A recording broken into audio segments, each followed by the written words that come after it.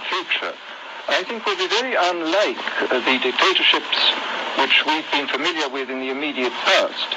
I mean, take another book prophesying the future, which was a very remarkable book, George Orwell's 1984.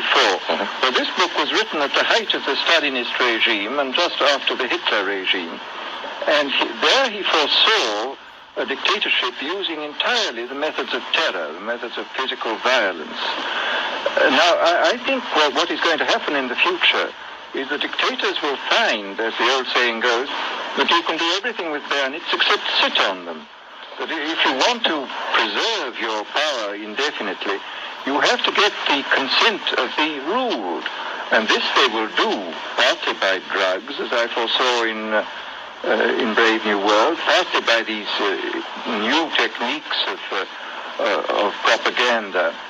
They will do it by bypassing the sort of rational side of man and appealing to his subconscious and his deeper emotions and his physiology even, and so making him actually love his slavery. I mean, I think this is the danger, that actually people may be in some ways happy under the new regime, but they will be happy in situations where they oughtn't to be happy. But let me ask you this. You're talking about a world that could take place within the confines of a totalitarian state.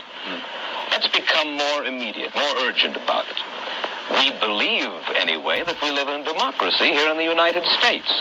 Do you believe that this brave new world that you talk about could, let's say in the next quarter century, the next century, could come here to our shores?